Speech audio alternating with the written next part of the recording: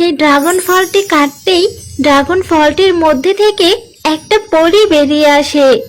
আমি তোমাকে 2 হাড়ি স্বর্ণ মুদ্রা দিচ্ছি, এগুলো বিক্রি করলে তোমাদের অভাব দূর হয়ে যাবে। মা, ও মা, কোথায় গেলে তুমি? তাড়াতাড়ি বাইরে এসো, একটা জরুরি কথা আছে। কি ব্যাপার? মা তো বাড়িতে দেখতে পাচ্ছি না। তার মানে মা বুঝি নদীতে পানি আনতে গেছে। আমি বরং নদীতে মায়ের কাছে যাই। মা, তুমি এখানে এসেছো, আর আমি ওদিকে বাড়িতে তোমাকে কত খুঁজলাম। কেন রে মা টুম্পা, কারো কিছু আবার হয়েছে নাকি? তুই এভাবে আমাকে খুঁজতে এখানে এসেছিস? মা, সবাই বলছে আজ বিকালে নাকি আমাদের বনে ঝড় হবে, আর ঝড়ে নাকি ঘরবাড়ি ভেঙে সবার ক্ষতি হবে। তাই সবাই নিরাপদ আশ্রয়ে যাচ্ছে। মা, চলো না আমরাও কোথাও নিরাপদ আশ্রয়ে যাই। মা টুম্পা, তুই কি সত্যি বলছিস? তাহলে আমাদেরও তো একটা নিরাপদ আশ্রয় খুঁজতে হবে। চল মা, আমরা বরং তাড়াতাড়ি বাড়ি গিয়ে সবটা গুছিয়ে নেই। পাশের বনে গিয়ে দেখি কোথাও কোনো আশ্রয় পাওয়া যায় কিনা। এরপর টুম্পা ও টুম্পার মা পাশের বনে আশ্রয় খোঁজার জন্য বেরিয়ে পড়ে। বাঘিনী ভাবি বাড়িতে আছেন? অনেক বিপদে পড়ে এই বনে আপনার কাছে এসেছি, একটু বাইরে আসুন ভাবি। আরে শিয়ালিটি যে, তা কি হয়েছে? এই অসময় আমার বাড়িতে এসে এত ডাকাডাকি করছো কেন? ভাবি, বড্ড বিপদে পড়ে আপনার এখানে এসেছি একটা আশ্রয়ের জন্য। ভাবি, আজ বিকালে আমাদের বনে নাকি ঝড় বৃষ্টি হবে, আর সেই ঝড়ে নাকি অনেক ঘরবাড়ি ভেঙে নিয়ে যাবে।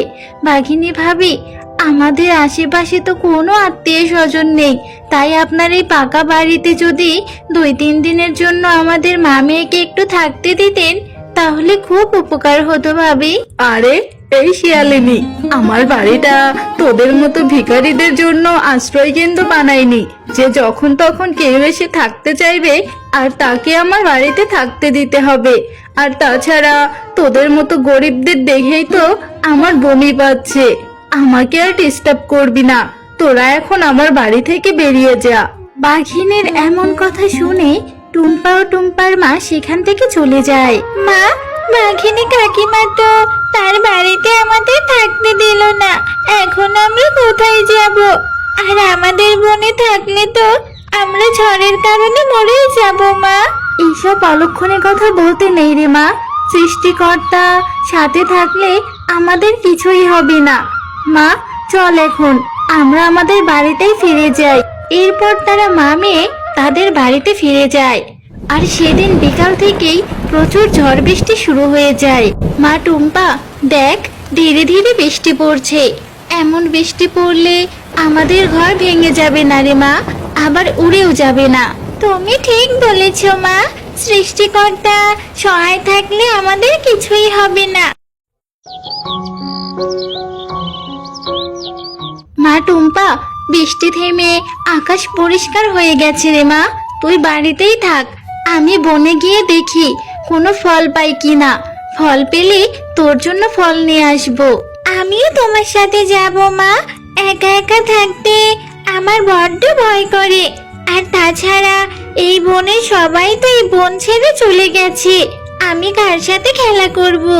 আমাকে বরং তুমি তোমার সাথে নিয়ে যাও মা। আচ্ছা ঠিক আছে, তোর একা একা থাকতে হবে না, তুই বরং আমার সাথেই চল। মা, তুমি অনেক ভালো, আমার সোনা মা। আমাকে সাথে করে নিয়ে গেলে আমরা অনেক ফল নিয়ে আসতে পারবো। মা, দেখো না, এ কি কাণ্ড! ওই গাছটাতে গোলাপি রঙের একটা ফল ধরে আছে। ওই ফলটা আমাকে পেড়ে দাও না মা। ওই ফলটা দেখতে কি সুন্দর, খেতেও নিশ্চয়ই অনেক সুস্বাদু হবে। এ কি, লেবু গাছে ড্রাগন ফল ধরে আছে কেন?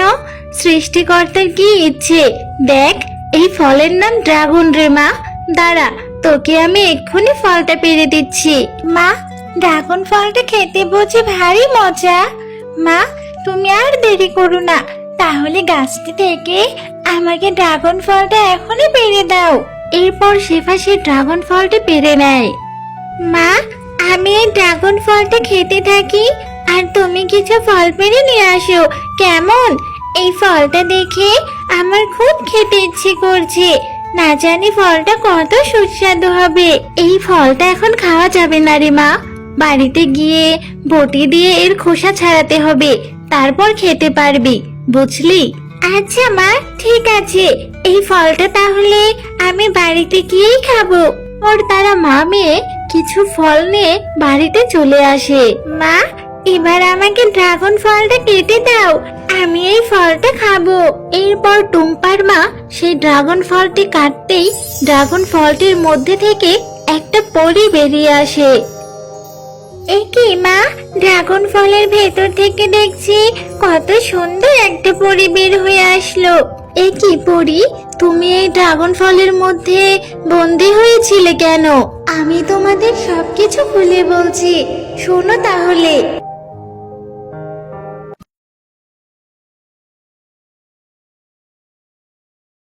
প্রসূদের রাজ্য কত সুন্দর, আমি এর আগে এমন রাজ্য দেখিনি।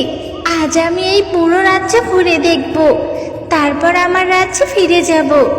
আরে ও মা, ওই গাছে তো অনেক লিচু ধরে আছে, আমার তো ক্ষুধাও লেগেছে, আমি বরং কিছু লিচু খেয়ে নেই।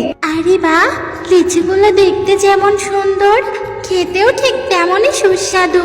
এরপর আমি লিচু খেয়ে বেঁচে ফেলার সময় এক তান্ত্রিক বাবার গায়ে পড়ে।